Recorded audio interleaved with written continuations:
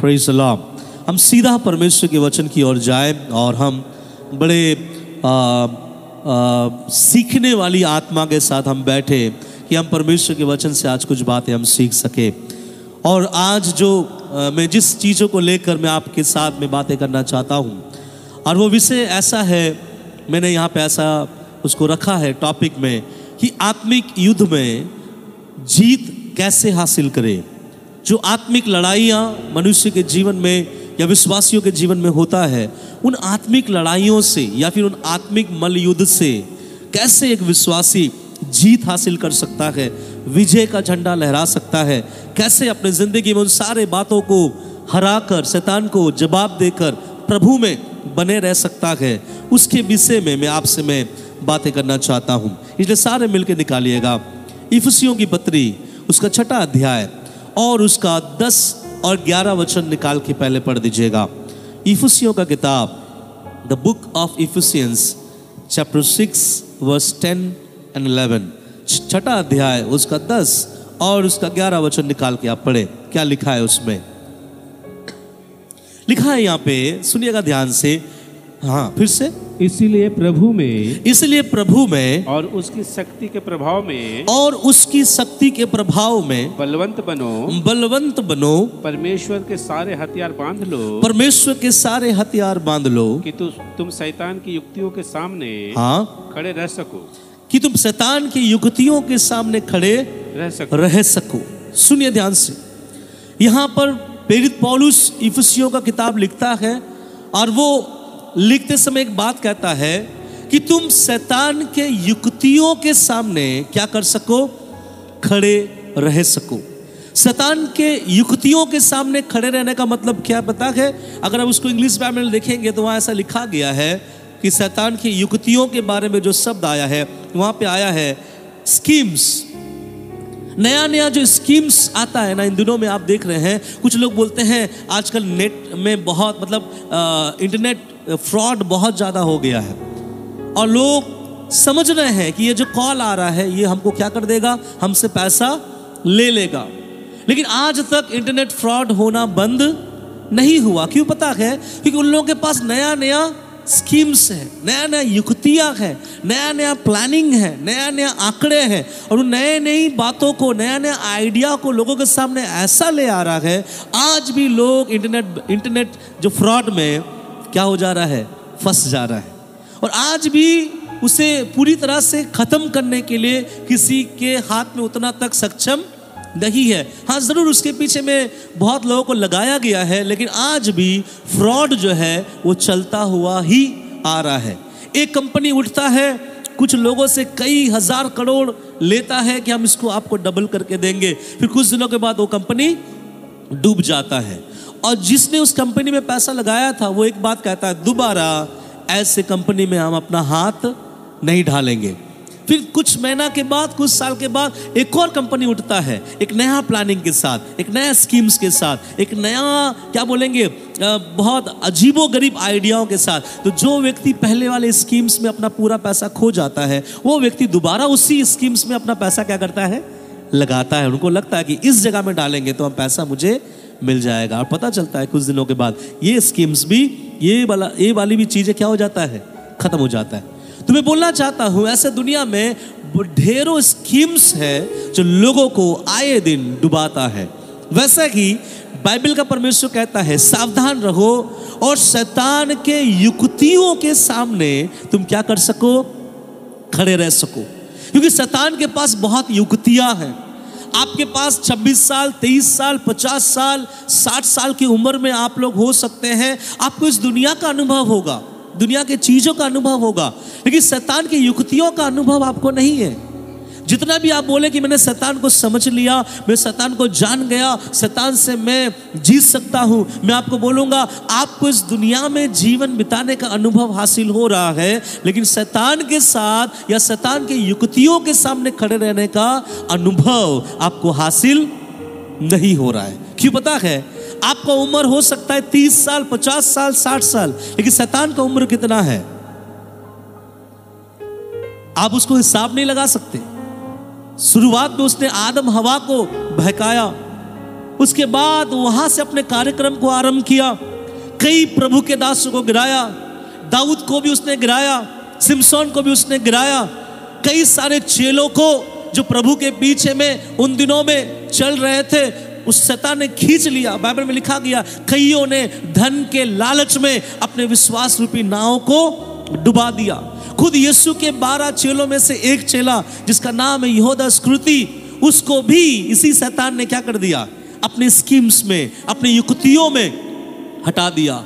यीशु के बाद, यीशु के चले जाने के बाद, तब से लेके आज तक हजारों और लाखों लोगों को शैतान अलग अलग रीति में, अलग अलग तरीके में, अलग अलग युक्तियों में शैतान सबको क्या कर रहा है, बहका रहा है, भटका रहा है, बिगाड़ रहा है। लेकिन मसीहों को उसके बारे में, उनके युक्तियों के बारे में वो क्या है, अनजान है। सब बोलिए हम अनजान हैं।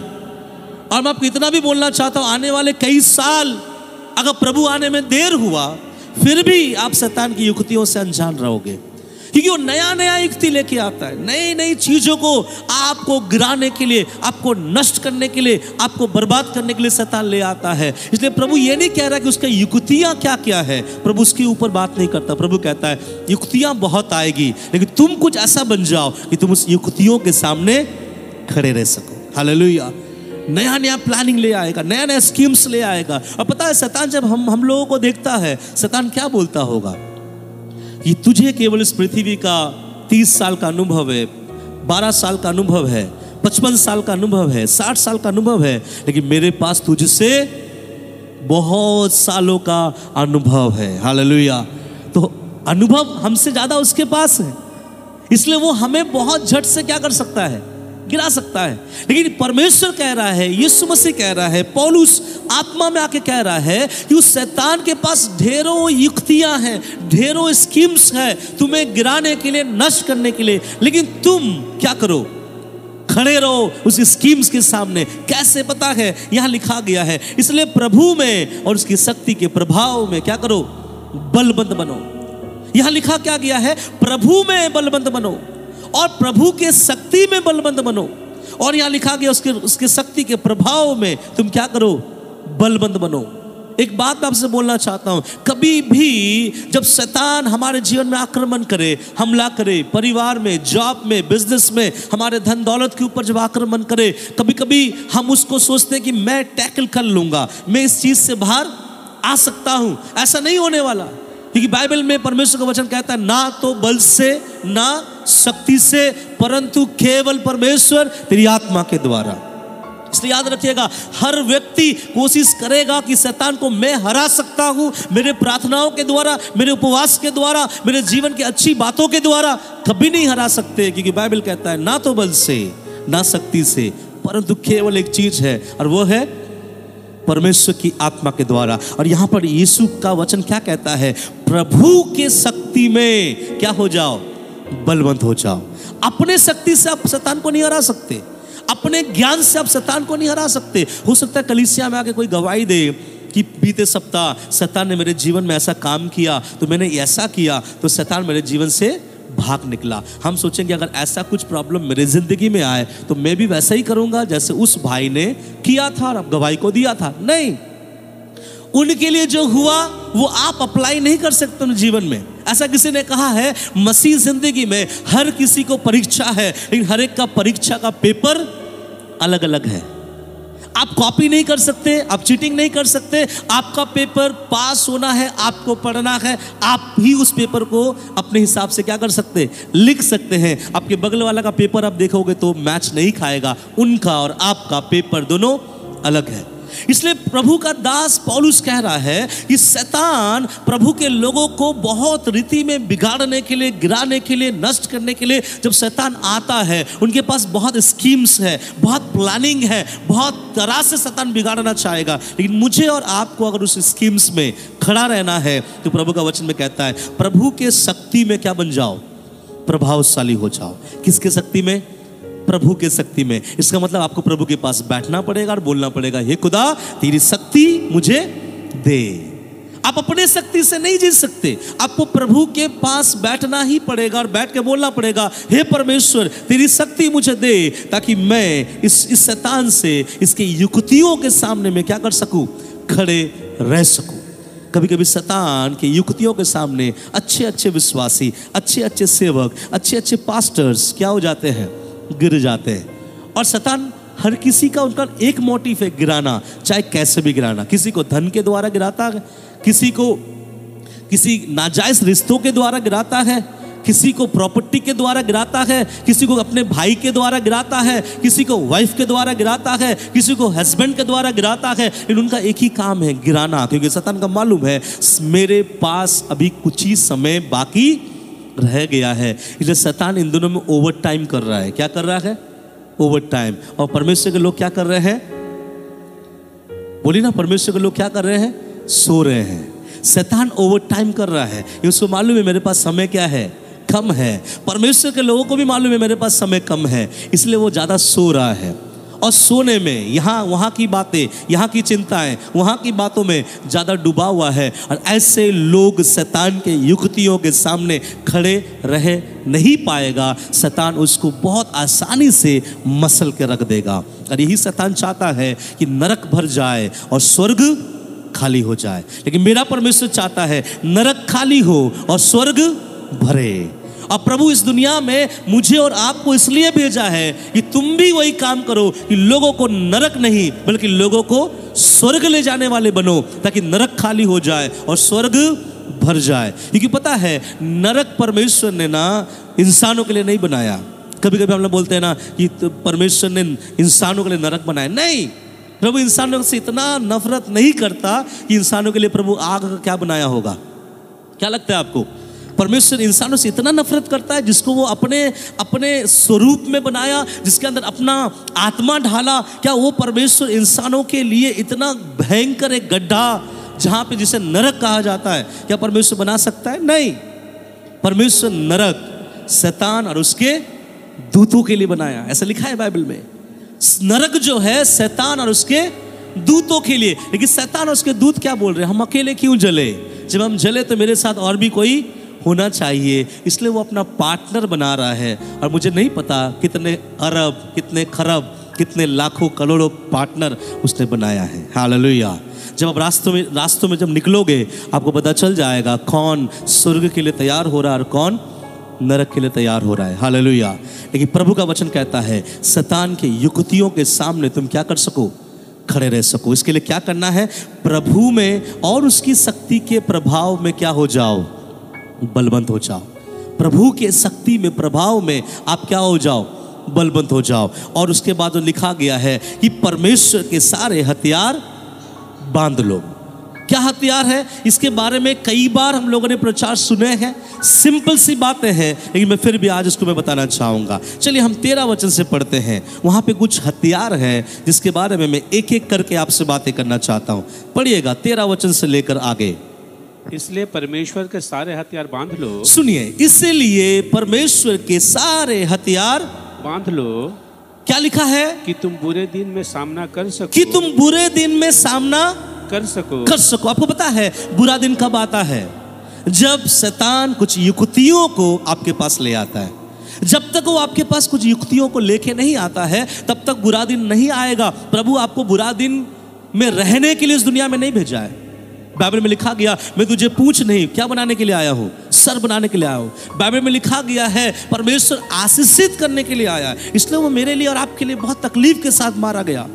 लेकिन वो परमेश्वर का वचन यहाँ पे कहता है कि इसलिए परमेश्वर के सारे हथियार बांध लो कि तुम बुरे दिन में क्या कर सको? सामना कर सको और सब कुछ पूरा करके स्थिर रह सको। अभी मेरा जो मैं बात बोल रहा हूं ध्यान सुनिएगा। पहले शैतान आपके जीवन में बुरा दिन कब लेके आएगा पता है? जब आप उसके युक्तियों के आगे क्या हो जाते हो? नतमस्तक हो जाते हो, या फिर झुक जाते हो, या आप एक्सेप्ट कर लेते हो, या मान लेते हो कि मेरी जिंदगी में होना ही है। बाइबल बताती है शैतान के युक्तियों को समझना बहुत क्या है? जरूरी है। मैंने पहले कहा कि आप उसकी युक्तियों को समझ नहीं पाओगे, लेकिन उस युक्तियों के आगे अपने आप को कैसे मैं खड़ा कर सकता हूं, कैसे रह सकता हूं ताकि मेरे जिंदगी में बुरे दिन ना आए। क्योंकि अगर जब बुरा दिन किसी के लाइफ में जिंदगी में आता है, बहुतों के जीवन में बुरा दिन उसको प्रभु से क्या कर लिया? पीछे खींच लिया। आपको पता है एक ऐसा व्यक्ति था जो बाइबल का सबसे बड़ा क्या बोलेंगे विश्वास में जीने वाला, उसके साथ उस समय गुजारता था, उसके साथ साथ वो चलता था। कौन? बाइबल का सबसे ज्यादा जिसको कहा गया है विश्वास का पिता, उसका नाम अब्राहम। अब्राहम के साथ साथ चलने वाला था कौन? लूत। और अब्राहम का विश्वास लूत ने देखा, लेकिन एक समय ऐसे आया कि लूत अलग हो गया, अब्राहम अलग हो गया, लूत चला गया सदोम अमोरा के देश में, और परमेश्वर ने कहा कि सदोम अमोरा को मैं क्या करने वाला हूं? खत्म करने वाला हूं। और प्रभु बोला कि आप लोग निकलो यहां से।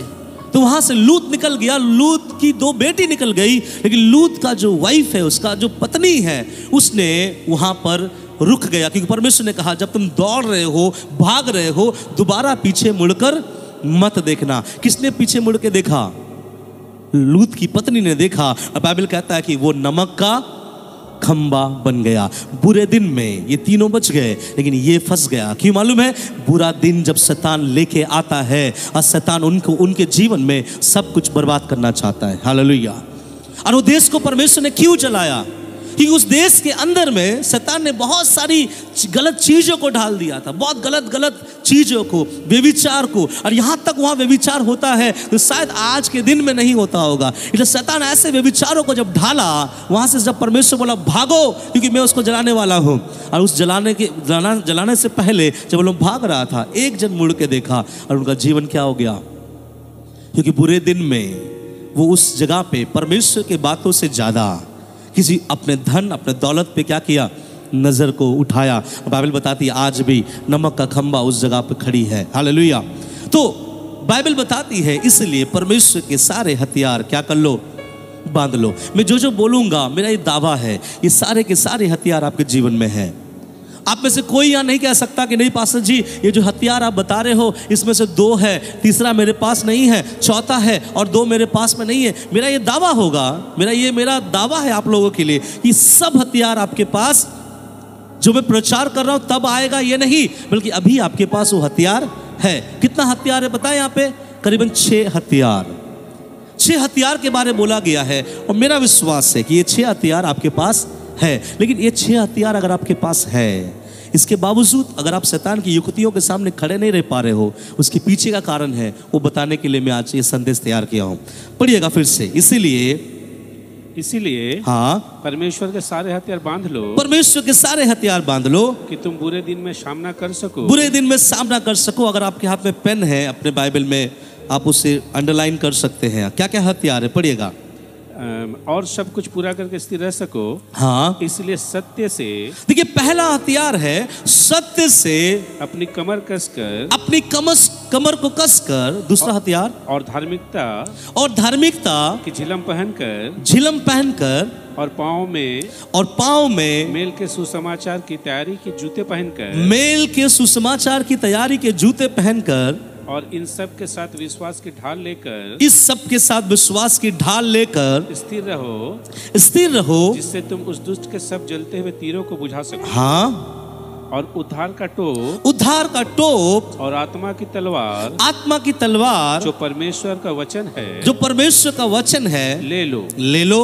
हर समय और हर प्रकार से आत्मा में प्रार्थना और विनती करते रहो और इसीलिए जागते रहो कि सब पवित्र लोगों के लिए लगातार विनती किया करो। 18 वचन तक पढ़े। तो कौन कौन सा हथियार यहाँ पे है? यहाँ जो हथियार थोड़ा बड़ा करके लिखा हुआ है ना, मैं उसको छोटे छोटे शब्दों में बताऊं तो आपको समझ में आएगा। और देखिए, ये आपकी जिंदगी में रहेगा ही रहेगा। सबसे पहला हथियार है जिसका नाम है सत्य।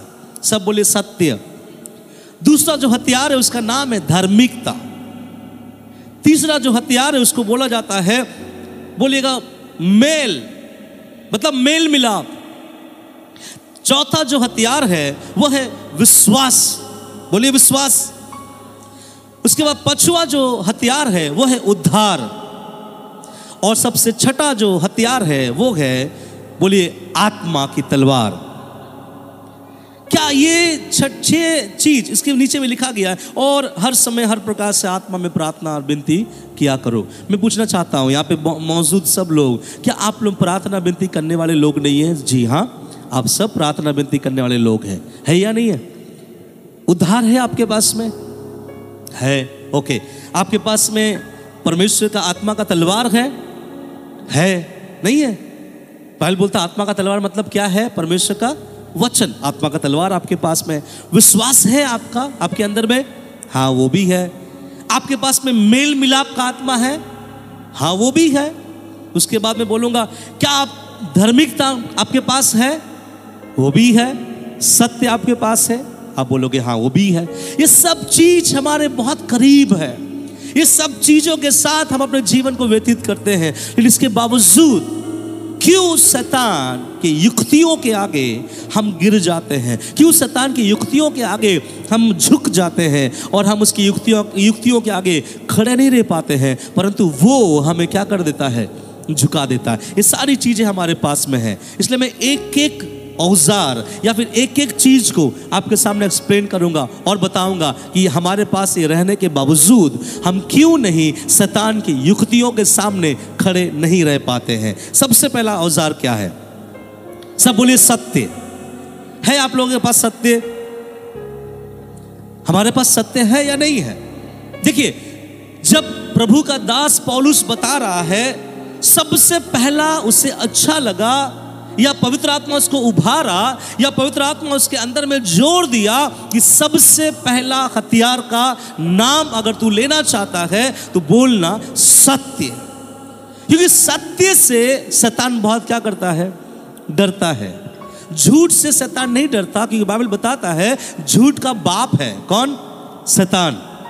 और सत्य का पिता कौन है? परमेश्वर। इसलिए परमेश्वर कहता है सत्य को, ऐसा बोला गया, सत्य से अपनी कमर को क्या कर ले? कस ले, बांध ले, क्योंकि यही चीज तुझे युद्ध में सबसे ज्यादा बनाकर और बहुत ज्यादा खड़ा करके रखेगा। कि मालूम है, जो कमर में उन दिनों में सैनिक लोग जो बेल्ट बांधते थे, उसी बेल्ट में झुलाया जाता था ढाल, उसी बेल्ट में झुलाया जाता था तलवार। इसलिए वो बेल्ट बहुत ज्यादा क्या होना चाहिए? मजबूत होना चाहिए। तो प्रभु का वचन कहता है सत्य से अपनी कमर को क्या कर ले? कस ले। अब मेरा सवाल है, क्या हम सत्य में नहीं चलते? क्या हम सत्य नहीं बोलते? क्या हम झूठ बोलते रहते हैं? नहीं, ऐसा तो नहीं है। हम सत्य बोलते हैं और हम सत्य में चलते हैं, सत्य में हम आगे बढ़ते हैं। लेकिन क्यों परमेश्वर का दास यहां कहता है सत्य से अपनी कमर को क्या कर ले? कस ले। मैं आपका ध्यान में खींचना चाहता हूं, केंद्रित करना चाहता हूं। पता है, बाइबल में मैं थोड़ा स्टडी किया, वही लोगों को परमेश्वर ने आगे बढ़ाया जो सत्य के साथ था। उनको परमेश्वर कभी आगे नहीं बढ़ाया जो सत्य के साथ में नहीं था। जब कभी परमेश्वर आपको बढ़ाना चाहेगा, जब कभी परमेश्वर आपके जीवन में अनुग्रह देना चाहेगा, तो परमेश्वर आपके जीवन में एक चीज देखना चाहेगा कि आपके जीवन में सत्य है या नहीं है। मैं आपको बताऊं तो आप समझ पाओगे। एक प्रभु का दास था जो बाइबल में बहुत फेमस है, बहुत विख्यात है, लेकिन एक समय वो विख्यात नहीं था। एक समय केवल आशीष, केवल आशीष, केवल आशीष मिलना है बोलकर अपने बाप तक को लूट लिया, और उसकी मां भी उसके पति को लूटने में अपने इस बेटे का पूरी साथ दिया। क्या नाम है मालूम उस बेटे का? याकूब। सब बोले याकूब। आपको कहानी मालूम है याकूब का? लिखा गया याकूब था और उसका एक बड़ा भाई था जिसका नाम है एसाव, और एसाव के हाथ में बहुत रोम था, लेकिन याकूब का हाथ में रोम नहीं था। तो एक बार ऐसा हो गया कि उसका पिता इसहाक ने कहा, बेटा अब मुझे मेरा समय अभी आ रहा है, शायद मैं और ज़्यादा दिन तक नहीं रहूँगा, इसलिए मैं चाहता हूँ कि तू मेरे लिए जार सुंदर सा एक जानवर को मार कर ले आ और बढ़िया से पका कर ले आना। मैं खाऊंगा, मैं तृप्त होकर खाऊंगा, और मैं चाहता हूँ कि मेरी पूरी आशीष से मैं तुझे दे दूँ। बगल से वहाँ पर याकूब की जो माँ है वो क्या कर रही थी? सुन रही थी। ध्यान से सुनेगा। जब वो सुन रही थी, जब यहाँ से एसाव चला गया, तब वहाँ पर उसने बोला, बेटा इधर आ, तेरे बड़े भाई को तेरे पापा आशीष कर देंगे, इसलिए एक काम कर, मैं एक चीज़ को बनाता हूँ, एक मांस बनाता हूँ और बहुत बढ़िया से बनाऊंगा, और तू जा अपने पिता के पास जाकर उसके सारे आशीषों को क्या कर लेके आ। उसने कहा, माँ मेरे भाई के हाथ में बहुत रोम है और उनका आवाज़ अलग है, मेरे हाथ में रोम नहीं है, मेरा आवाज़ अलग है। बोलता वो सब कुछ मैं संभाल लूँगी, तू केवल तैयार हो जा। तो उसने बढ़िया से खाना पकाया और याकूब उस खाने को ले जा रहा है। हाथ के रोम के लिए उसने क्या किया, वो जो क्या बोलते हैं भेड़ या बकरी का जो चमड़ा होता है उसके हाथ में लपेट दिया। अब याकूब वहाँ पे जा रहा है अपने पिताजी के पास खाना लेकर। तो उसके पिताजी ने उससे पूछ रहा है, तू कौन है? इस बात पे ध्यान दीजिएगा, तू कौन है? तब वहाँ पर याकूब ने कहा कि मैं एसाव हूँ। एसाव झूठ बोलकर अपने पिता के सारे आशीषों को अपने ऊपर लेना चाह रहा था। तो उसके पिता ने कहा कि तेरा आवाज़ तो याकूब जैसा है, ठीक है कोई बात नहीं, तू सामने आ, तुझे देख लेता हूँ। जैसे वो सामने आया, उसके हाथों को छुआ तो ऐसा लिखा गया है, तेरा आवाज़ याकूब जैसा है लेकिन तेरा शरीर एसाव जैसा है। कोई बात नहीं, वो खा लिया और खाने के बाद बोला, मेरे पास आ। उसके सर पे हाथ रखा और जो आशीष वो एसाव को देने वाला था, उसका पिता वही आशीष किसको दे दिया? याकूब को दे दिया। और याकूब वहां से निकला, उसकी माँ ने पूछा, बेटा सब आशीष दिया? हाँ पापा ने सब आशीष दिया। अब बोले काम कर, तो यहाँ से भाग जा, अपने मामा लोबान के पास चला जा। ध्यान से सुनेगा। तो यहाँ पर हुआ ये चीज है कि याकूब ने जो आशीषों को हासिल किया, वो क्या बोल के हासिल किया? झूठ बोल के हासिल किया। पता है हमारे जिंदगी में भी कुछ आशीष से झूठ बोलकर हम हासिल करते हैं। गलत सर्टिफिकेट देकर जॉब में घुसते हैं, गलत बातें बताकर हम वो काम को करते हैं। उतना एजुकेशन हमारे पास नहीं है, वो सर्टिफिकेट हमारे पास नहीं है, फिर भी लोगों को पैसे देकर सर्टिफिकेट बनाकर उस जॉब में हम क्या कर जाते हैं? घुस जाते हैं। और उस जॉब में आने वाला पैसा जब हमारे हाथ में आते हैं, उसका दसवांश भी निकालते हैं और बोलते, प्रभु ने मुझे एक अच्छा नौकरी दिया है। मेरा परमेश्वर कहता कि मैंने नहीं दिया है, तूने याकूब जैसा लिया है।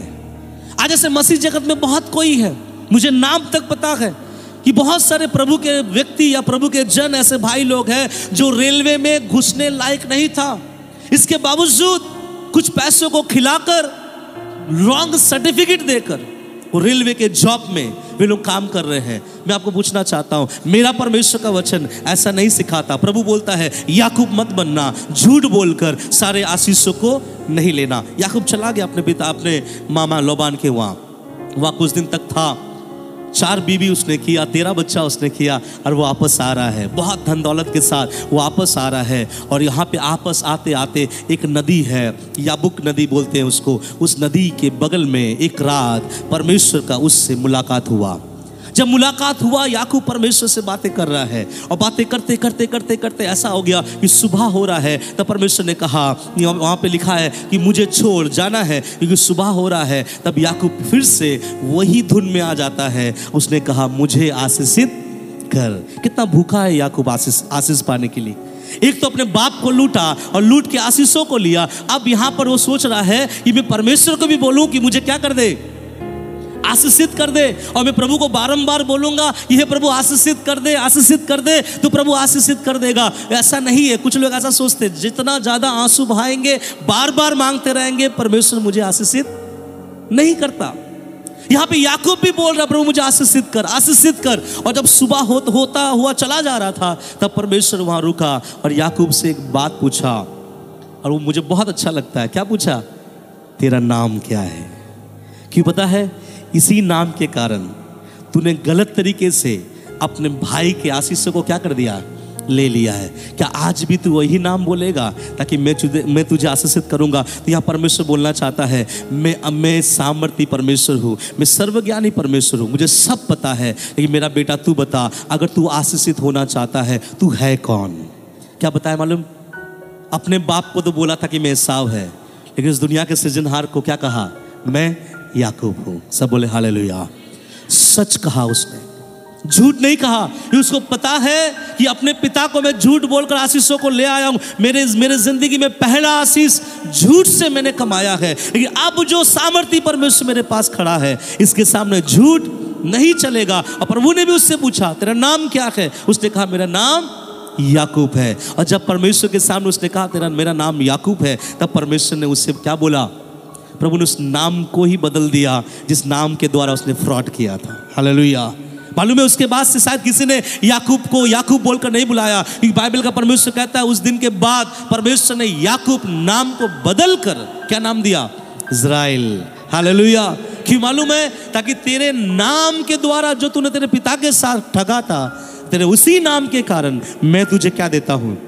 आशीषित करता हूं। इसलिए प्रभु के उस दास ने कहा मेरा नाम क्या है?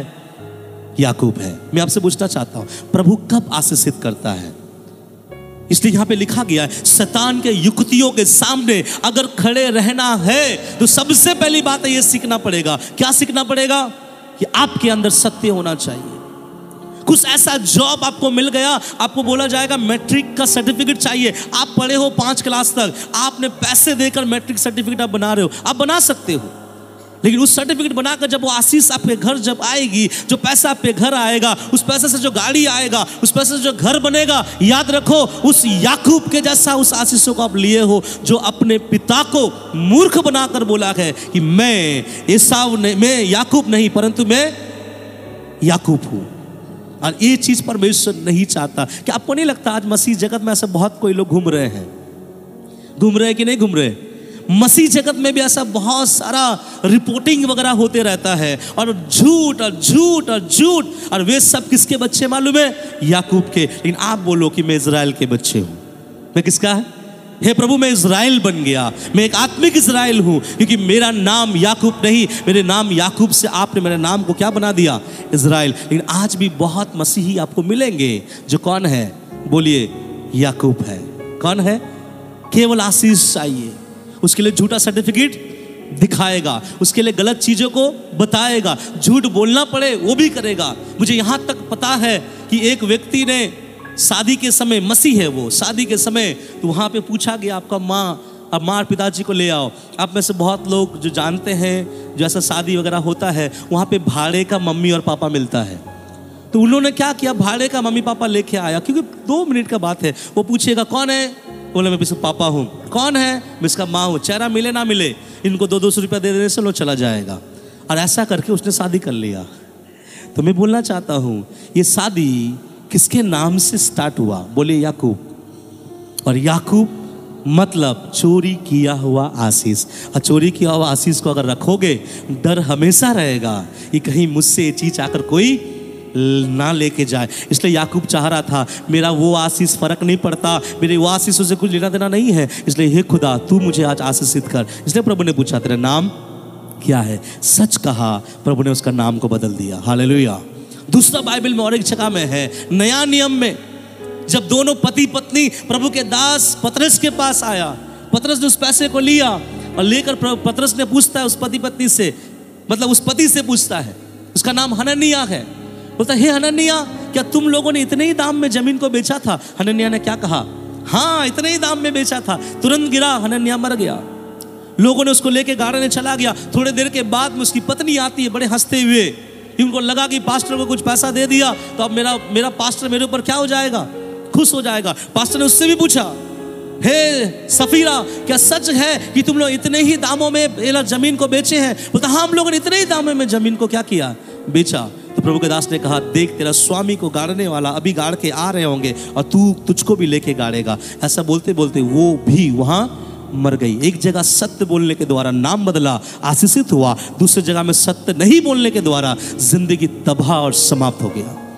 इसलिए प्रभु ये चाहता है कि हम शैतान के युक्तियों के सामने खड़े अगर रहना है ना, तो अपनी जिंदगी को सत्य बनाओ, स्वभाव में सत्यता लेके आओ, आपके काम धाम में सत्य ले आओ, आपके जिसके साथ काम करते हो, जिससे आप मिलते हो, आपके पत्नी के साथ, अपने हस्बैंड के साथ एक सत्यता के साथ रहना बहुत जरूरी है। क्योंकि जिस दिन आपके अंदर असत्य दिखाई दिया, आप मानो एक दरवाजा खोल दिए और उस दरवाजे से शैतान आपके जीवन में क्या करेगा? काम करेगा। एक बात मैं बता रहा हूं, ध्यान से सुनिएगा। एक प्रभु का दास अपने ही एक विश्वासी के घर में विजिट करने जाता है कि मेरा विश्वासी को जाके मैं देखूं वो कैसा है। जब प्रभु का दास उस विश्वासी के घर में उसको विजिट करने गया तो प्रभु के दास ने देखा कि सामने से विश्वासी बहन दौड़कर अपने घर गई। तो उस पास्टर को लगा कि शायद पास्टर आ रहा है, इसलिए विश्वासी बहन दौड़कर घर जा रही। क्योंकि कभी कभी ऐसा होता है ना, घर पूरा बिखरा हुआ रहता है, तो पास्टर आ रहा है तो घर बड़ा ठीक ठाक करने के लिए। तो पास्टर जब उससे घर में घुसा, जैसे पास्टर उससे घर में घुसा, वो बहन का पूरा मुद्रा, वो बहन का एटीट्यूड पूरा चेंज हो गया। कैसे? वो बहन खटिया में बैठ गई घुटने में और बाइबल खोलकर प्रार्थना कर रही है। तो उस पास्टर ने सोचा अभी अभी दौड़ कर आई है वो, और दौड़ कर आके बाइबल खोलकर वो पढ़ रही है और प्रार्थना कर रही है। फिर वो पास्टर ने घर में घुसा और बाहर आ गया, और उस समय वो सोचने लगा, ध्यान सुनिएगा, उस बहन ने क्या किया वहां पे? अपने सत्यता को दिखाया या अपने झूठ को दिखाया कि देखो पास्टर जी, आप जब घर आए ना, मैं ऐसे ही हर समय शाम को क्या करते रहती हूँ, प्रार्थना करते रहती हूँ। नहीं, उन्होंने प्रार्थना का छलावा किया, दिखावा किया और झूठ अपने जिंदगी से दिखाया। जिस दिन झूठ आपके जीवन में आएगा, माफ कीजिएगा, शैतान आपके जिंदगी में जरूर घुसेगा। क्योंकि आपने, जो प्रभु का वचन कहता है, शैतान का सामना करने का सबसे पहला औजार ही है, कौन सा है? सत्य। कुछ लोग अलग अलग रीति से, अलग अलग तरीके से, अलग अलग बातों से प्रभु के सेवकाई में हो, जॉब में हो, बिजनेस में हो, रिश्तों में हो, झूठ के ऊपर झूठ जब सहारा लेता है, प्रभु का वचन कहता है कि तू याकूब का संतान है, और याकूब का संतान मतलब झूठ बोलकर आशीषों को हासिल करने वाला। तब उस पास्टर ने उस सिस्टर को देखा कि वो बाइबल पढ़ रही है। ऐसा करना अच्छा है या बुरा है? इसका मतलब वो क्या दिखाना चाह रहा है? पास्टर को दिखाना चाह रहा है कि मैं क्या कर रहा हूँ, मैं प्रार्थना करता हूँ, मैं आराधना करता हूँ। ठीक इसी समय जब आप आए हैं, बाइबल कहता है जिस दिन सत्य हमारे अंदर खत्म हो जाएगा, उस दिन शैतान हमारे अंदर क्या करता है, आप सोच नहीं पाओगे। कभी कभी आपको ऐसा महसूस होता होगा कि आप विश्वास जिंदगी आपका बहुत अच्छा है, बहुत सही जा रहा है, बहुत बढ़िया से आप आगे बढ़ रहे हो, इसके बाद में भी आपकी जिंदगी में शैतान काम कर रहा है। आप बोलोगे मैंने शैतान को तो मौका नहीं दिया, लेकिन कहीं ना कहीं आपने झूठ बोला होगा, कहीं ना कहीं आपने शैतान के लिए थोड़ा सा दरवाजा क्या कर दिया है। मालूम है, जिस तरह से एक बिल्ली दूध की ओर ताकते रहती है, मछली पानी की ओर ताकते रहता है, वैसे दुष्ट आत्मा और शैतान प्रभु के लोगों को ओर ताकते रहता है कि कब ये मौका देगा और कब मैं इस मौके को क्या करूंगा, मेरा फायदा बनकर उठाऊंगा। अगर आप असत्य में चलोगे, असत्य बोलोगे, असत्य क्रिया रखोगे, तो परमेश्वर कहता है तूने अपना दरवाजा थोड़ा सा खोला है, उस दरवाजे के अंदर कौन घुस आएगा? शैतान। इसलिए याद रखिएगा, सत्य जब आप बोलेंगे तो आपका जीवन बदलेगा। बाइबल में एक और व्यक्ति है, उससे मेरे प्रभु ने पूछा कि हे पतरस, क्या तुम मुझसे प्रेम करता है? पतरस ने कहा हाँ प्रभु, मैं तुझसे प्रेम करता हूं। दोबारा पूछा, हे पतरस, क्या तुम मुझसे प्रेम करता है? पतरस ने कहा हाँ प्रभु, मैं तुझसे प्रेम करता हूं। तीसरे बार फिर प्रभु ने पूछा, हे पतरस, क्या तुम मुझसे प्रेम करता है? तीसरे बार पतरस ने क्या कहा मालूम है? हे प्रभु, तू सब जानता है। मालूम है क्यों प्रभु बारंबार उससे पूछ रहा था? प्रभु सच जानना चाह रहा था, सच में क्या तू मुझसे प्रेम करता है कि नहीं। उसके बाद आखिरी में प्रभु ने बोला, जा मेरे भेड़ों को तो क्या कर, चरा, अगुवाई कर, उसे चारा खिला। और उसके बाद पतरसी था जो 12 चेला के ऊपर खड़ा होकर प्रभु का सेवा किया। इसलिए याद रखिएगा, अगर आप अपने फैमिली लाइफ में, बिजनेस लाइफ में, अपने जॉब में, पारिवारिक जिंदगी में, मिनिस्ट्री में अगर आप आगे बढ़ना चाहते हैं, शैतान का सामना अगर आप करना है, सबसे पहला औजार क्या है? सत्य। इसलिए बाइबल बोलता है सत्य से अपनी कमर कसकर। दूसरा हथियार क्या है? सब बोले धार्मिकता। क्या है धार्मिकता? मैं एक ही शब्द में बताऊं तो आपको समझ में आएगा। धार्मिकता कैसे चीज है, ऐसा एक बातें हैं जो परमेश्वर के नजर में आप बहुत अच्छे हो। अच्छे किसमें? आपके बोली वचन में, आपके क्रियाओं में, आपके एक्शन में, आपके काम धाम में अगर आप अच्छे हैं तो प्रभु का वचन कहता है तू कौन है? तू धर्मी है। और ये प्रभु चाहता है आपके जीवन में हो, क्योंकि धार्मिकता प्रभु को दिखाओ ना दिखाओ, धार्मिकता अगर आपके जीवन में नहीं है, फिर दुष्ट आत्माएं आपके जीवन में बहुत अधिकता से क्या करना शुरू करेगा? काम करना शुरू करेगा। इसलिए यहाँ पे लिखा गया है धार्मिकता की क्या पहन लो? क्या पहन लो? झिलम। आपको मालूम है धार्मिकता की प्रचारक था बाइबल में, कौन बताएगा? कौन था धार्मिकता का प्रचारक? किसी को मालूम है कौन है धार्मिकता का प्रचारक? जो प्रचार किया नूह जो है वो धार्मिकता का क्या था? प्रचारक था। नूह ने जहाज बनाया और बताया लोगों को कि परमेश्वर जो है इस जहाज को बनाने के लिए कहा है, एक दिन ऐसा बाढ़ आएगा, ऐसा बारिश आएगी और हम सब इस नाव में ऊपर तैरेंगे और सब कुछ नष्ट हो जाएगा। लेकिन किसी ने इस बात को नहीं सुना। और नूह को ऐसा लिखा गया है, एक नूह के बारे और एक आयुब के बारे में ऐसा लिखा गया है कि उस देश में नूह जैसा धर्मी व्यक्ति नहीं था, उस देश में आयुब जैसा धर्मी व्यक्ति नहीं था। और आपको मालूम होना चाहिए कि नूह के साथ क्या हुआ और आयुब के साथ। नूह को प्रभु ने उसके 3 बेटी और अपने वाइफ के साथ उसको प्रभु ने बचाया, एक नया सृष्टि करने के लिए प्रभु ने सहायता किया। और आयुब भी जो धर्मी था, प्रभु ने उसको दोबारा से पहले के आशीषों से 2 गुना आशीष प्रभु उनके जीवन में दिया। और आपको पता है बाइबल में धार्मिकता को एक पेड़ के साथ तुलना किया गया। कौन सा पेड़ के साथ? धार्मिकता को एक पेड़ के साथ तुलना किया गया। कोई बता पाएगा कौन सा पेड़ है? खजूर का पेड़। कौन सा पेड़? खजूर का पेड़ के साथ धर्मी व्यक्तियों को तुलना किया गया। ऐसा लिखा गया है, जो धर्मी व्यक्ति है वो बूढ़े होने पर भी लहलाते रहेंगे, क्योंकि खजूर का पेड़ को उगाने के लिए पानी का आवश्यकता नहीं है, अच्छा मिट्टी का भी आवश्यकता नहीं है। जितना ज्यादा धूप उसके ऊपर गिरेगा उतना ज्यादा वो बढ़ता चला जाएगा। ऐसे ही प्रभु ने बोला है धर्मी व्यक्ति ऐसा है। अभी मुझे एक बात बताओ, जब आपके ऊपर थोड़ा सा धूप आता है, आप चिल्लाते हो या बोलते प्रभु तेरा धन्यवाद? जब आपके ऊपर थोड़ा तकलीफ आता है, आप बोलते हो प्रभु, किसी व्यक्ति के ऊपर में थोड़ा समस्या अगर आ जाता है, मालूम नहीं उसका मुंह का तार खुल जाता है और इतना बड़बड़ा कर वो बात करता है कि वो कुछ भी वो बोल सकता है, कुछ भी वो बक देता है। क्यों? क्योंकि वो धर्मी व्यक्ति, बाइबल में लिखा गया है धर्मी व्यक्ति तभी बढ़ता है जब उसके ऊपर धूप बहुत आता है। क्योंकि खजूर का पेड़ अगर आप देखोगे, पता है खजूर का पेड़ कहाँ पे है? दुबई में बहुत ज्यादा है। और दुबई कौन सा जगह आपको मालूम होना चाहिए? दुबई में मिट्टी कम है और वहां पर क्या चीज ज्यादा है? रेत ज्यादा है। और रेत कैसा होता है? गर्म होता है। दुबई का गर्मी बहुत ज्यादा है, सऊदी अरेबिया का गर्मी बहुत ज्यादा है। उस गर्मी में खजूर का पेड़ यहाँ जैसा नहीं, थोड़ा थोड़ा इतना बड़ा खजूर, बड़ा खजूर वहाँ से एक्सपोर्ट होता है दूसरे कंट्री में। तो इतना अच्छा खजूर एक्सपोर्ट होने के पीछे कारण क्या है? वहाँ का जमीन और वहाँ का तापमान। और प्रभु कहता है मेरे लोग भी ऐसे धर्मी लोग हैं। तो धार्मिकता मुसीबतों को देखकर रोता नहीं है, धार्मिकता मुसीबतों को देखकर चिल्लाता नहीं है, धार्मिकता मुसीबतों को देखकर हाहाकार नहीं करता, परंतु धर्मी में रहने वाले या धार्मिकता के मनुष्य मुसीबत को देखकर शांत रहता है, क्योंकि वही उसके बढ़ने का कारण होता है। हालेलुया। किसी ने ऐसा कहा है ना कि जिस पेड़ में फल है लोग उसी पेड़ में क्या करते हैं? पत्थर मारते हैं। जिस पेड़ में फल नहीं है उस पेड़ में किसी को पत्थर मारते हुए देखे हैं? आपके ऊपर मुसीबतों का पहाड़ क्यों टूट पड़ता पता है? आपके ऊपर क्यों लोग कोसते हैं? आपके बारे में लोग क्यों बकते हैं? आपके बारे में अनाप शनाप क्यों बोलते हैं? क्योंकि आप एक खजूर के डाली, खजूर के जैसा है, और जिसके ऊपर जितना ताप गिरेगा उतना आप क्या हो जाओगे? बढ़ोगे। प्रभु कहता है वही चीज तुम्हारे पास है। क्या चीज है? धार्मिकता। धार्मिकता मतलब एक ही शब्द में समझो, प्रभु के नजर में मेरा बोली, मेरा चाल चलन, मेरा क्रिया, मेरा कैरेक्टर बहुत अच्छा है। इसको ही बोला जाता क्या? धार्मिकता। तीसरे में हम आ जाएंगे जल्दी से, 15 वचन पढ़िए। और पाँव में मेल के सुसमाचार की तैयारी के जूते पहनकर। बस पाँव में मेल के सुसमाचार की तैयारी की जूते पहनकर। सब बोलिए मैल। वो मैल नहीं, मैला नहीं, मेल। ओके। तो बाइबल में लिखा गया है पाँव में मैल के क्या पहनो? सुसमाचार की जूती, तैयारी की जूती पहनकर तुम क्या रहो?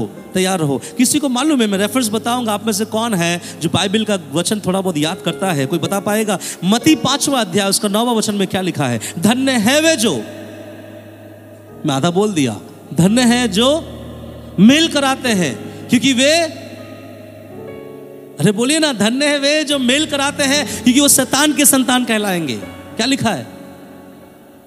बाइबल बोलता धन्य है वे जो हर समय लोगों को दूसरे लोगों के साथ क्या कराता है? मेल कराता है, क्योंकि वो परमेश्वर के संतान जैसा यीशु है वैसा कहलाएंगे। ऐसा लिखा है। और यहां लिखा गया है मेल के सुसमाचार की तैयारी के जूते पहनकर। और यहां पर बोला है मैल का सुसमाचार का तैयारी का जूता पहनकर, एक ऐसा जूता जहां वो पहनकर जाता है, क्या फैलाता है? मेल मिलाप, आनंद, खुशी। कहीं भी जाएगा वो मेल मिलाप और आनंद और खुशी फैलाएगा, क्योंकि ये जूता का नाम ही वही है। क्या जूता है? मैल के सुसमाचार की तैयारी के जूते पहनकर। हालेलुया। अभी मैं एक बात पूछना चाहता हूं आप लोगों से, ध्यान से सुने। अगर मेरा किसी घर में मैं विजिट करने गया हूं, अगर आप किसी दूसरे विश्वासी के घर में विजिटिंग करने गए हैं, अगर आप विजिटिंग करने के दौरान अगर आप उस घर में किसी और विश्वासी के बारे में, इसके और उसके लिए अगर आप मैल का सुसमाचार सुना रहे हैं, एक दूसरे को आप जोड़ रहे हैं, एक दूसरे को अगर आप रख रहे हैं, एक दूसरे को अगर आप परमेश्वर की उपस्थिति में जोड़ रहे हैं, तो बाइबल कहता है तू मेरा कौन है? संतान है। तू मेरा संतान है। और जब परमेश्वर का आप संतान बनते हैं तब परमेश्वर वहाँ काम करता है। और जब आप किसी घर में जाते हैं और दोनों विश्वासी भाई बहनों में, दोनों पति पत्नी में, दोनों भाई भाई में जब आप आपस में मैल नहीं, जब आप झगड़ा करवाते हो, शैतान उसके अंदर नहीं आपके अंदर घुस जाता है और शैतान आपकी ज़िंदगी को ऐसा नष्ट करेगा, आप दोबारा अपने ज़िंदगी में वहाँ उठने के लिए आपको बहुत प्रयत्न करना पड़ेगा, क्योंकि बाइबल का परमेश्वर कहता है मैल के आत्मा के साथ चलो। हालेलुया। थोड़ा हाथ उठाइए और बोलिएगा पास्टर जी मैं जहाँ भी जाता हूँ मैल का सुसमाचार लेके जाता हूँ, किसी के बारे में मैं अनाप शनाप नहीं कहता। हाथ उठा के बोलिए। नहीं उठा रहे आप लोग हाथ? बोलिए पास्टर जी, हाथ उठाइए आप लोग। मैं जहाँ भी जाता हूँ मेरा परमेश्वर मेरा गवाह है, मैं मेल मिलाप का काम करता हूं, मैं रिश्ता तोड़ने का काम नहीं करता। प्रभु आपको आशीष करे। और अगर हम कहीं रिश्ता तोड़ते हैं, कुछ बिगाड़ते हैं, उसके बारे में इसको कुछ अनाप शनाप बोलते हैं, बहन भाई ऐसा जो भी हो, परमेश्वर का वचन कहता है फिर तू शैतान के हाथों में आ गया, फिर तुझे शैतान इस्तेमाल करेगा, फिर शैतान उसको अपने हाथों में लेके बहुत भटकाएगा और उनका जीवन पहले से भी बहुत खतरनाक हो जाएगा। क्यों? प्रभु ने हमको एक जूता पहनने के लिए कहा है। अरे जूता क्या फैलाता है? बोलिए मैल, आपस में मेल मिलाप, लड़ाई झगड़ा नहीं, मेल मिलाप। अभी मालूम है मेल मिलाप जो करवाते हैं ना, वो बहुत बीच में कोसते रहते हैं।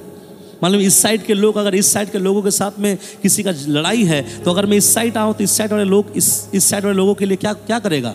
गाली ही बकेगा। तो जब गाली बक रहा है वो उसको नहीं बक रहा है, वो मुझे ही सुना रहा है, तो स्वर झुकाकर सुन लेते हैं। फिर जब यहाँ आते ये वाले लोग बोलते क्या बोला आंटी ने, तो मैं क्या बोलूँ? मैं बोलूँ आपके लिए आपके नाम से गाली दे रहा था। अगर मैं ऐसा बोलता हूँ तो लड़ाई क्या हो जाएगा? बढ़ जाएगा। तो मुझे वहाँ सुनना पड़ेगा, मुझे उसको बोलना पड़ेगा कि नहीं ऐसा नहीं है, फिर वो मुझे कुछ सुनाएगा। लेकिन बाइबल कहता है तुम एक ऐसा जूती या ऐसा जूता तुम पहने हो जो तुम दूसरों को अंदर क्या कराते हो? मेल मिलाप। कभी कभी एक प्रभु का दास जब हम लोग प्रचार में गए थे, बहुत अच्छा लगा कि कभी दो व्यक्ति के बीच में आप मत घुसिएगा, कोई भी हस्बैंड एंड वाइफ के बीच में मत घुसिएगा। कभी कभी ऐसा होता है हस्बैंड एंड वाइफ के बीच में बहुत कुछ होते रहता है, मतलब अनबन हो गया, कुछ लड़ाई चल रहा है, कुछ ये हो रहा है, उसके बीच में तीसरा व्यक्ति जिस दिन कूदा, समझ लो दोनों का रिश्ता क्या हो जाता है? खत्म। इसलिए कोई भी लड़ाइयों में, चाहे वो भाई भाई में हो, भाई बहन में हो, माँ बाप में हो, पति पत्नी में हो, हमें कोई हक नहीं उस लड़ाई के बीच में क्या करे? एंट्री मारे और वहाँ हीरो बनने के लिए कोशिश करे। ना करे ऐसा, क्योंकि बाइबल कहता है हमको परमेश्वर क्या क्या क्या सेवा दिया है? मेल मिलाप का। हालेलुया। ये जो चीज़ है ये हमारे जीवन में तीसरा हथियार है। अगर ये हथियार को हम इस्तेमाल करते हैं, अगर आप करते हैं तो बहुत अच्छी बात है। इसके आगे हम बढ़ेंगे। 16 वचन क्या लिखा है? और इन सब के साथ विश्वास की ढाल लेकर स्थिर रहो जिससे तुम उस दुष्ट के सब जलते हुए तीरों को बुझा सको। Praise the Lord. मेरे बात को ध्यान समझिएगा। मालूम है शैतान कैसे लोगों को ढूंढता है, किस तरह के लोगों को ढूंढता है? आप लोग अगर क्रिकेट देखते हैं, क्रिकेट के बारे में थोड़ा ज्ञान रखते हैं, यहाँ पे हम लोग कुछ लोग हैं जो क्रिकेट के बारे में ज्ञान रखते हैं। क्रिकेट गेम में ना कुछ सेलेक्टर्स होते हैं जो चाहे रणजी ट्रॉफी हो, अंडर 19 हो, दिलीप ट्रॉफी हो, हर एक मैच में कुछ सेलेक्टर लोग आकर वहाँ बैठते हैं और वो बैठ कर चुपके से वो गेम को देखते हैं। और उस गेम में अगर कोई अच्छा खेल गया, कोई अच्छा बॉलिंग कर दिया, कोई अच्छा बैटिंग कर दिया, तो उसको इंडिया के टीम में क्या करते हैं? उसको चुनाव करके उसको वहाँ सेलेक्ट करते हैं। वैसे ही इस दुनिया में भी सेलेक्टर लोग बैठा हुआ है। और सेलेक्टर कौन है? बोले दुष्टात्मा है, शैतान है, लूसीफर के लोग हैं। अरे सेलेक्टर लोग हर घर में बैठा हुआ है। आप बोलोगे आप पे घर में है, मैं बोलूँगा हाँ मेरे घर में भी है। अगर आप पूछोगे पास्टर जी क्या मेरे घर में है, मैं बोलूँगा आपके घर में भी है। और वो सेलेक्टर लोग बैठा रहता है आपके घर में, और वो सेलेक्टर लोग क्या देखते रहता है, मेरे लायक कौन सा व्यक्ति यहाँ पर खेलने लायक है, उसको वो क्या कर लेगा मालूम है। अगर जिस दिन आपने उसे मौका दिया, जिस दिन आपने उस अपने जीवन से गड़बड़ी को दिखाया, वो सेलेक्टर आपको अपने हाथों में क्या कर लेगा और अपने मिनिस्ट्री में खर्च करेगा। आओगे चर्च में, लेकिन सेवा किसका करोगे? शैतान का। गाओगे प्रभु के गीत, लेकिन उस प्रभु के गीतों के बीच में आप महिमा किसको दोगे? शैतान को। इसलिए याद रखिएगा, इस तरह के गलत काम अगर आप करते हैं, शैतान आपको चुनेगा, परमेश्वर नहीं। तो यहां लिखा क्या गया है? विश्वास की ढाल। सब बोले विश्वास, सब बोले विश्वास। मैं एक सवाल पूछता हूं आप लोगों को, जवाब मैं नहीं दूंगा, जवाब आप दीजिएगा। बाइबल में लिखा गया है, मरकुस रचित सुसमाचार उसका 16 अध्याय, उसका जब हम आगे पढ़ते हैं वहां लिखा गया है, विश्वास करने वालों में एक चिन्ह होंगे। क्या चिन्ह होंगे? थोड़ा निकाल दे तो अच्छा रहेगा। पढ़िएगा मरकुस का किताब उसका 16 अध्याय, मरकुस का किताब उसका 16 अध्याय। हाँ, मरकुस का किताब उसका 16 अध्याय निकालिए आप। ओके, मरकुस का किताब 16 अध्याय और उसका 14 या 16 वचन से पढ़िए। जो विश्वास करे, सुनिए क्या लिखा है, सारे विश्वास सुनिए। जो विश्वास करे और बपतिस्मा ले, उसी का उद्धार होगा, उसी का उद्धार होगा। परंतु जो विश्वास ना करेगा, वह दोषी ठहराया जाएगा। ओके, अब मैं आपसे एक सवाल पूछता हूँ, आप में से कितने लोग यीशु मसीह पे विश्वास कर बपतिस्मा लिए हैं? बपतिस्मा लेने वाले लोग हाथ उठाइए ना। ओके, अब बपतिस्मा लेने वालों के लिए एक सवाल है जो आप लोगों से पूछूंगा। हाँ, आगे अंकल पढ़िए क्या लिखा है। विश्वास करेगा वह दोषी ठहरा जाएगा। हाँ, विश्वास करने वालों में ये चिन्ह होंगे। सुनिए, विश्वास करने वालों में ये चिन्ह होंगे कि वे मेरे नाम से दुष्ट आत्माओं को निकालेंगे। आप बताइए, यहाँ बैठने वाले विश्वासी अपने लाइफ में अपने कितने दुष्ट आत्माओं को निकाले हैं?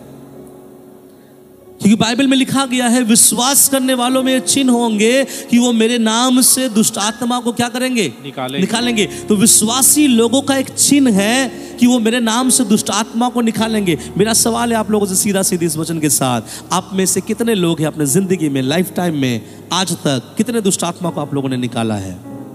1, 2, 3 या कोई बोलेगा एक भी नहीं? तो मेरा जवाब होगा, पहले अपने अंदर से दुष्ट आत्मा को निकाल लो, फिर हम लोगों के अंदर से दुष्ट आत्मा को क्या करेंगे? निकालेंगे। देखिए, विश्वासियों का चिन्ह है, विश्वासी जब दुआ करे, विश्वासी जब प्रार्थना करे, विश्वासी जब खड़ा हो जाए किसी भी घर में, अगर कोई दुष्ट आत्मा ग्रसित व्यक्ति है, पास्टर के प्रार्थना से नहीं बताया गया, लिखा गया विश्वासियों का चिन्ह होगा, विश्वासी प्रार्थना करेंगे और दुष्ट आत्मा क्या हो जाएंगे।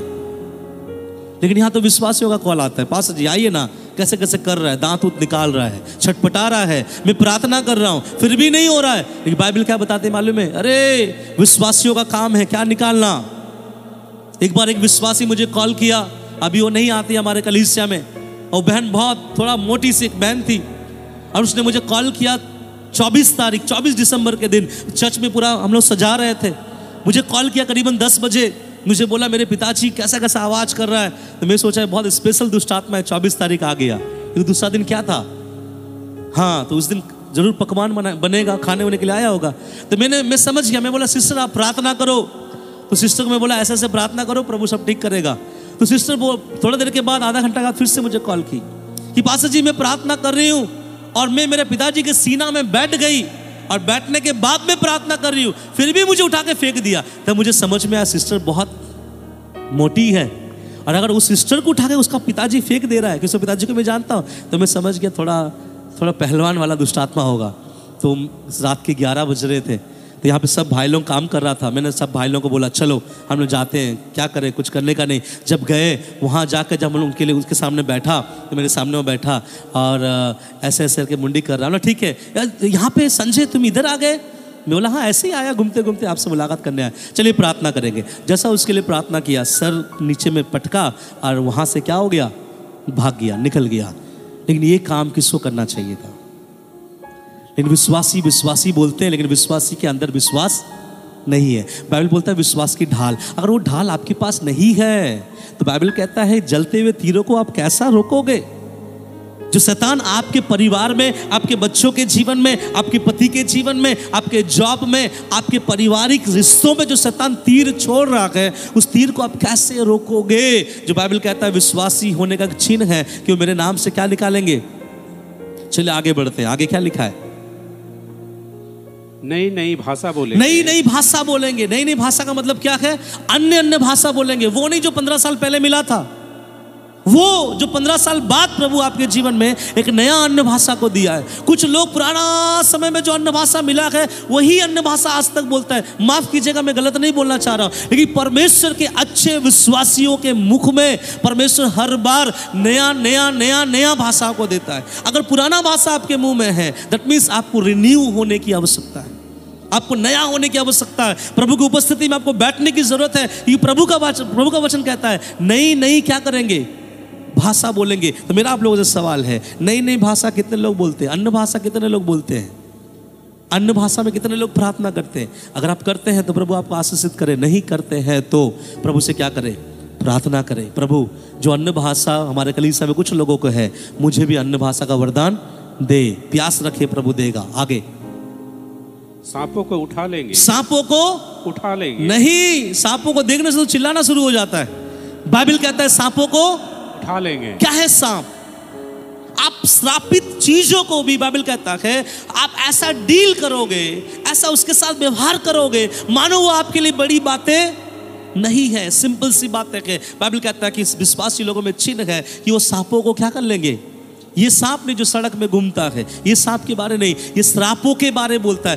कोई भी चीज अपने हाथों से आप तब उठाते हैं ना जब वो आपके लिए हानिकारक नहीं है। और प्रभु का वचन कहता है विश्वासी लोगों में चिन्ह है, भयंकर भयंकर चीजों को भी मानो ऐसा डील करेंगे कि उनके लिए कौन बड़ी बातें।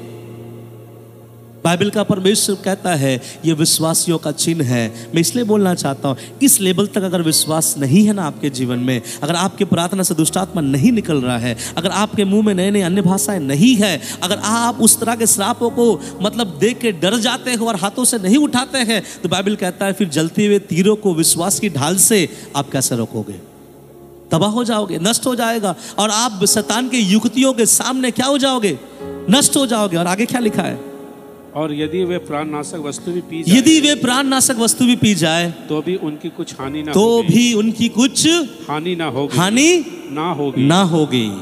आगे कुछ है और नहीं, बस यदि वे प्राणनाशक वस्तु पी जाए तो भी उनकी कोई हानि नहीं होगी। लेकिन आजकल का विश्वास थोड़ा अलग है। भिंडी में जब भी खाता हूं मेरा पेट क्या हो जाता है? खराब हो जाता है। अरे खाइए ना भैया, कोई बात नहीं, आपने बड़ा अच्छे से बनाया। नहीं, मैं जब भी भिंडी खाया मैं तब भी मेरा पेट क्या हो गया? बाइबल कहता है तेरा विवेक के साथ अगर कोई भी चीज तू नहीं खा रहा है, बाइबल क्या बोलता है मालूम है? आप कभी नहीं सोचे होगे, पाप है। अगर आप भिंडी पहले खाकर आपका पेट खराब हो गया और किसी दूसरे के घर में आप भिंडी खा रहे हैं और ये बोल बोल कर खा रहे हैं कि मैं नहीं खाता, मेरा मन नहीं है, बाइबल कहता है कि तू क्या करता? तेरा विवेक अगर तुझे दोष दे रहा है, इसका मतलब तू क्या कर रहा है? और जब ऐसा करते हैं तब ऐसा होता है। मालूम है जब हम लोग गए थे इस यात्रा में, जो आ रहा है हम लोग खा रहे हैं, जो आ रहा खा रहा है। हमें से एक भाई बोल रहा ना ना ना ना खा भी ना, मत खाना, ये खाओगे तो पेट खराब होना, चुप रहो, गलत बात मत बोलो, जो मिल रहा खाओ आराम से। अगर जब बोलोगे खाओगे तो क्या हो जाएगा? कभी कभी हम ऐसा बोलना शुरू करते हैं, रात को दूध नहीं पीना चाहिए, क्या हो जाएगा? और पक्का वो आदमी पीता है, उसका तबीयत खराब होता है। अरे हम प्रभु के लोग हैं, हम परमेश्वर के जन हैं, हम चीजों को बदलने के लिए इस दुनिया में आए हैं, चीजों के साथ साथ दौड़ने के लिए नहीं आए हैं। हाँ, किसी और के लिए होता होगा, मेरे लिए नहीं हो सकता, क्योंकि मेरे जीवन में मेरा परमेश्वर है। हम क्या करते हैं ना, दूसरों के साथ अपना स्टोरी भी क्या कर लेते हैं, जोड़ लेते हैं। वहां से वो गया था, उनको डराया था, मैं भी जाऊंगा तो मुझे डराएगा। अरे वहां से वो गया था, उसको डरा सकता है, आपको नहीं डरा पाएगा कि आपके साथ खुदा है। लेकिन हम सांसारिक चीजों को लेकर अपने साथ जोड़कर बोलते रहते हैं। तो मैं ये पूछना चाहता हूं, हमारा विश्वास का लेवल क्या है? हम कहां तक अपने विश्वास को बढ़ा के रखें? हमारे कलीसिया में एक व्यक्ति, एक औरत आज आई थी जिसको दुष्ट आत्मा है। आने वाले दिनों में अगर उसको प्रार्थना करने का मौका मिले तो चाहता हूं कि आप में से एक एक को भेजूंगा उसके पास और आप उसके लिए प्रार्थना करो। और मैं ये भी सोचता हूँ आने वाले दिनों से करना पड़ेगा। ऐसा कोई दुष्ट आत्मा व्यक्ति हमारे चर्च में आए तो मैं अंदर जाके रूम में सो जाऊंगा ना, है हमारे सिस्टर लोग, ब्रदर लोग, उससे प्रार्थना करवाओ।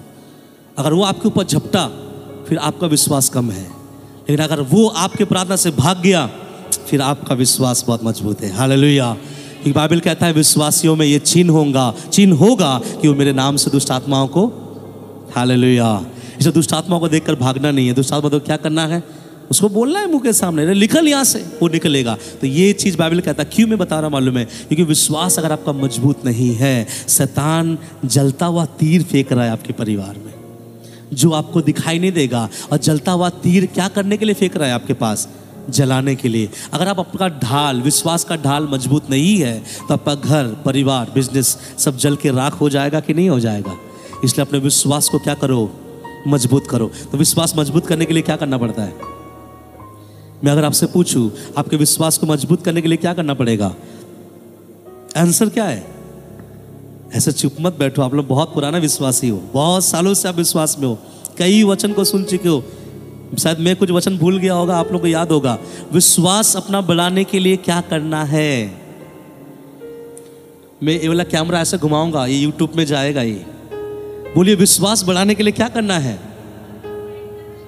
वचन पढ़ना है, वचन सुनना है, वचन मानना है, वचन में चलना है। और जितना अधिक आप परमेश्वर के वचन को सुनोगे, मानोगे, चलोगे, आपका विश्वास उतना क्या हो जाएगा। इसलिए बाइबल के परमेश्वर के वचन के अनुसार अपने विश्वास के ढाल को क्या कर लो, मजबूत कर लो। हालेलुया। आगे वाला औजार क्या है? 17 वचन। विश्वास करने वाले में ये चिन्ह होंगे। नहीं, पुराना जो हम लोग पढ़े थे, इफिसी 6:17। और उद्धार का टोप। उद्धार का टोप। सब बोले उद्धार का टोप। सब फिर से बोले उद्धार का टोप। उद्धार का टोप कहां पहना जाता है बताइए? जो यहाँ जो उद्धार का जो टॉप बोला गया है, इंग्लिश में बोला गया द हेलमेट ऑफ साल्वेशन। तो साल्वेशन का जो हेलमेट है, वो हेलमेट कहाँ पहना जाता है? सर पे। तो प्रभु ने जो मुझे और आपको उद्धार दिया है, इस पापी संसार से मुझे और आपको बचाया है, वो उद्धार का चिन्ह हमारे कहाँ होना चाहिए? सर पे। और जो चीज आपके सर पे रहेगा वो सब कोई देखता है। जो चीज आपके सर पे आप रखोगे वो सब कोई देखेगा। दूसरा, अगर आपके सर पे कुछ चीजें हैं तो आपको एहसास होगा कि मेरे सर पे कुछ चीजें हैं। तो प्रभु क्या कह रहा है? अपने उद्धार को कहां रखो? सर पे। और जो व्यक्ति अपने उद्धार को सर पे रखता है वो खैनी नहीं दलता। जो व्यक्ति अपने उद्धार को अपने सर पे रखता है वो बीड़ी नहीं पीता। जो व्यक्ति अपने उद्धार को अपने सर पे रखता है वो व्यभिचार के लिए जा ही नहीं सकता। क्यों? कि जब भी वो व्यभिचार के लिए जाएगा वो एक चीज देखेगा कि मेरे सर के ऊपर जो उद्धार आया है, किसी ने अपना खून का कतरा मेरे लिए बहाया है, वो नहीं जाएगा। लेकिन वही व्यक्ति पाप करता है, वही व्यक्ति व्यभिचार में जाता है, वही व्यक्ति गलत काम में चला जाता है, जिसको अपना उद्धार का जो टोप है अपने सर पे नहीं पहनता। प्रभु कहता है अपने उद्धार को कहाँ रख? सर पे। क्यों? आप एक टोपी पहन के रखो, आपको हर समय याद रहेगा आपके सर पे क्या है? एक टोपी है। और प्रभु कहता है अपने उद्धार को अपने सर में रख, ताकि तुम जब व्यभिचार करने के लिए तेरा मन जब ललचाए ना, समझ में आए तेरे लिए कोई अपना जीवन क्रूस में दिया है। तुझे अगर नशा करने के लिए मन करे ना, तो समझ जाना तेरे लिए, उस तेरे नशा के लिए किसी ने एक उद्धार दिया है सूली पे अपने आप को देकर। इसलिए प्रभु का वचन कहता है अपने उद्धार को कहाँ रखो? सर पर। और दूसरा, मेरे पीछे बोलिए, आपका उद्धार बाकी लोगों को भी दिखाई देना चाहिए। हालेलुया। हम चर्च में आके हालेलुया बोलते हैं। हमारा टाटा में जो पास्टर आया था बहुत अच्छा बात बोला, बोलते हम चर्च में हालेलुया बोलते हैं बड़े जोर से। आप अपने कॉलेज में हम हालेलुया चिल्लाएंगे, जहां हम काम कर रहे हैं हालेलुया चिल्लाएंगे, जिसके अंडर हम काम कर रहे हैं वहां अचानक से हम हालेलुया बोलेंगे? नहीं बोलेंगे। क्यों? क्योंकि हम अपना उद्धार का जो टोप है थोड़े समय के लिए क्या करते हैं? जब काम में जाते हैं तो घर में छोड़ के जाते हैं। बाइबल कहता है हर समय उद्धार का टोप अपने सर पे लगाए रखना। आगे उसके बाद पढ़ी, और आत्मा की तलवार, और आत्मा की तलवार जो परमेश्वर का वचन है, हाँ ले लो, ले लो। सब बोले हालेलुया। हालेलुया। मालूम है जितना भी मैं हथियार बोला हूँ, इस सब हथियार में एक ही ऐसा हथियार है जो आपको दिया गया है मारने के लिए। और कौन सा हथियार है? यही आत्मा का तलवार। बाकी ढाल, झिलम, टोप, सत्य से कमर बांधो, जूता, ये सब लड़ाई के लिए यूज होता है, आपके लिए है, लेकिन सैनिक या फिर दूसरे को मारने के लिए नहीं है। एक ही चीज जो परमेश्वर दिया है जिससे हम शत्रु को या शैतान को क्या कर सकते हैं? मार सकते हैं। और वो क्या चीज है? प्रभु का वचन, आत्मा का तलवार। हालेलुया। कौन सा तलवार? आत्मा का तलवार। मालूम है यीशु मसीह जिंदगी भर शैतान से जब भी लड़ा वो परमेश्वर के वचन से ही लड़ा। बिना परमेश्वर के वचन से यीशु मसीह कभी नहीं लड़ा। लेकिन यीशु मसीह के चेले लोग, मतलब बाकी लोग जो विश्वासी है, वे परमेश्वर के वचन से नहीं लड़ते हैं, वे अपने मुख से लड़ते हैं। बाइबल कहता है परमेश्वर के उपस्थिति में उसका वचन का जो तलवार हमारे पास है उससे हमें शैतान से क्या करना चाहिए? लड़ना चाहिए। चलिए एक बात बताइए, अगर आप में से किसी को प्रचार के बीच में नींद आ रहा है, आप वचन के साथ कैसा आप वचन के साथ अपने आप को जिंदा करोगे, जिलाओगे? अगर आप में से प्रचार के बीच में किसी को अगर नींद आ रहा है तो आप कैसे वचन के साथ उस अपने आप को नींद भगाओगे? है आपके पास वचन? मान लीजिए आपको आराधना करने का मन नहीं कर रहा, तो आप कौन सा वचन बोलोगे ताकि आपका शरीर आराधना करे? है ऐसा कुछ वचन? इसलिए वचन जानना बहुत जरूरी है। बाइबल में लिखा गया, दाऊद कहता है, हे मेरे मन उस यहोवा की उपासना कर। जब कभी कभी मुझे प्रार्थना करने के लिए थोड़ा मेरा शरीर ये होता है, कभी कभी मैं बोलता हूँ, हे मेरे मन यहोवा की उपासना कर। तो वचन नहीं है आपका जीवन नहीं चलेगा। अगर नींद आ रहा है, बोलिए अपने आप को, हे मेरे मन यहोवा की उपस्थिति में जाग, उसकी आराधना कर। वो जिंदा है, वो सामर्थी है, तभी आपके अंदर से नींद का आत्मा क्या हो जाएगा। और मैं आपको साफ साफ बताना चाहता हूं, चर्च में जो व्यक्ति सोता है, चर्च में जो व्यक्ति भी सोता है, बुरा मत मानिएगा, दुष्ट आत्मा का काम उसके जीवन में है। अब इतना बड़ा बात बोल दिए, क्यों पता है? चर्च में अगर आप थक कर आके सो रहे हैं, इट्स ओके। रात भर आप काम कर रहे थे, आप आके सो रहे, इट्स ओके। लेकिन आप सुबह उठकर यहाँ आए और सो रहे हैं, दैट मीन्स आपके जीवन में दुष्ट आत्मा ने काम करना आरंभ कर दिया। बी केयरफुल, दुआ करो, उसके लिए लड़ो, प्रभु से बोलो, प्रभु मेरे अंदर से नींद के आत्मा को क्यों उसी समय आता है जब आपका वचन हम सुनते हैं। ब्रदर साम मुझे बोलता है, पास्टर जी पहले मुझे नींद के समय, प्रचार के समय मुझे नींद आता था, मैं इस चीज को लेकर प्रभु के सामने प्रार्थना किया, नींद को डांटा। नींद आता है ब्रदर? नहीं आता। सब बोले हालेलुया। नींद को अलाउ करोगे तो नींद आएगा। इसलिए बुरा मत मानना, मैं बता रहा हूं, अगर नींद आ रहा है दैट मीन्स शैतान आपको प्रभु में आगे बढ़ना नहीं देना चाह रहा है। अब मेरा एक सवाल, ये सब चीज हमारे पास है, इसके बावजूद हम शैतान के युक्तियों के सामने खड़े क्यों नहीं हो पाते? बताइए। ये सब चीज हमारे पास है, लेकिन ये सब चीज में हम शैतान की युक्तियों के सामने खड़े नहीं रह पाते। क्या कारण है? मैं चाहता हूं कि फिर 16 वचन पढ़े, 13 वचन। इसलिए परमेश्वर के सारे एक मिनट ध्यान से सुनिए। इसलिए क्योंकि तुमको दुष्ट आत्मा या शैतान, अंधकार के हाकिम या आकाश में रहने वाली दुष्ट आत्माओं के साथ तुम्हारा जो मलयुद्ध है, जो लहू और मांस नहीं है, उसके सामने जब तुम सामना करोगे तो तुमको औजार या हथियार कहां से लेना है? लिखा गया है, इसलिए परमेश्वर के सारे हथियार बांध लो। तो जो हथियार मैंने आपको बोला है ना, ये किसका हथियार है?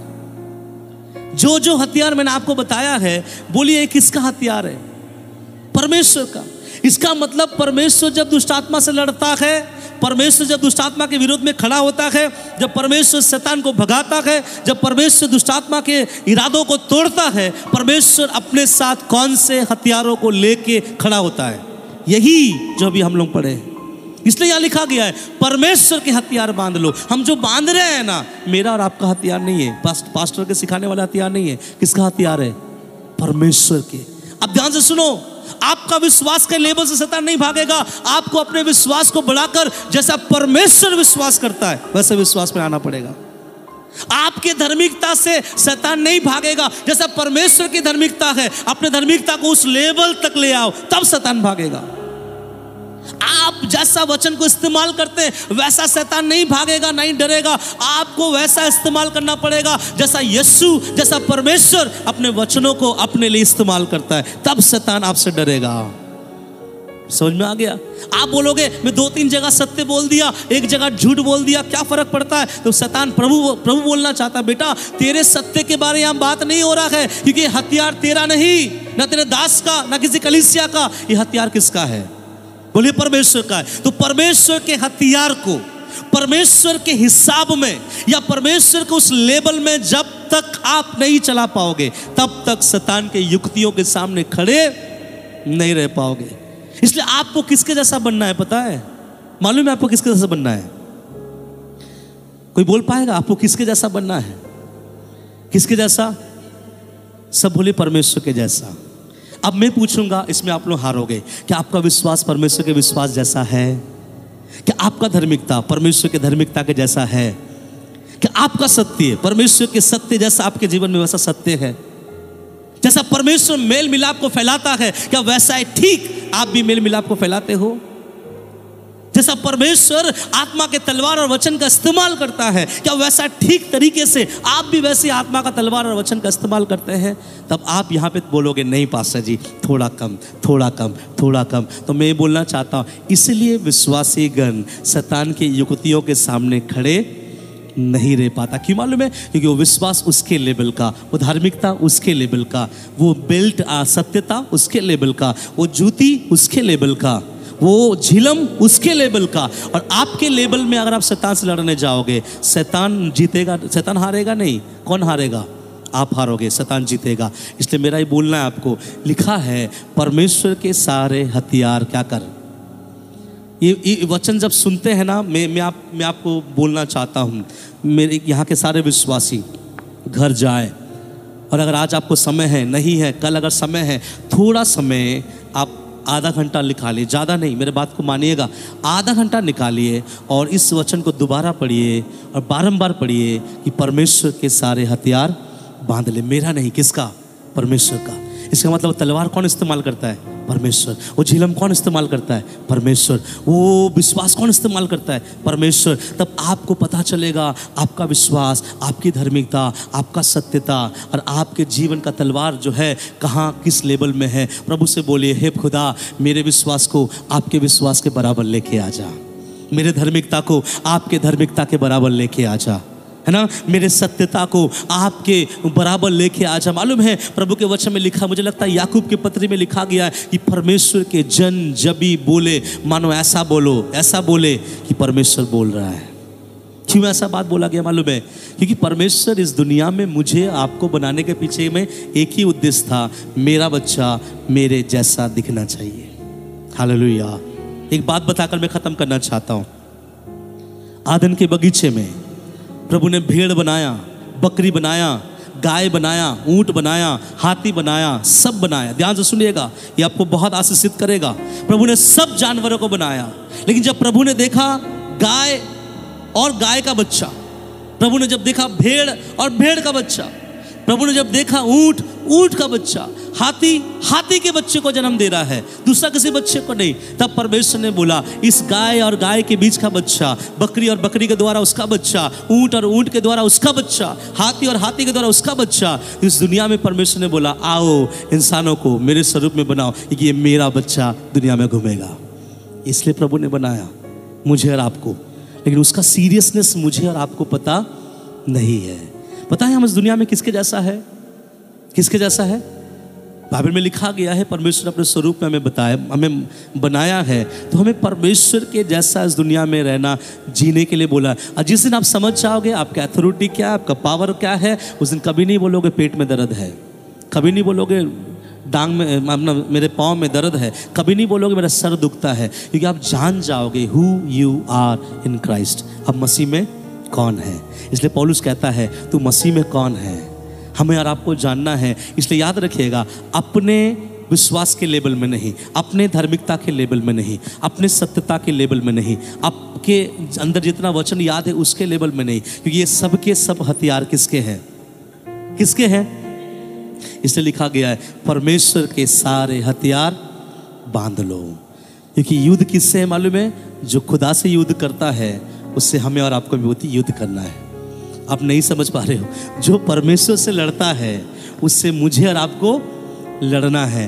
तो जो हथियार पहन के परमेश्वर लड़ता है, प्रभु कहता है बेटा ले ये हथियार पहन के तू भी लड़। अगर वो हथियार पहने तो हम जीते, अगर नहीं पहने तो हम नॉमिनल क्रिश्चियन बन के रह जाएंगे। कुछ 2-3 अच्छे गवाहियाँ होगी, मर जाएंगे तो 5-10 लोग आएगा, लेकिन स्वर्ग नसीब नहीं होगा।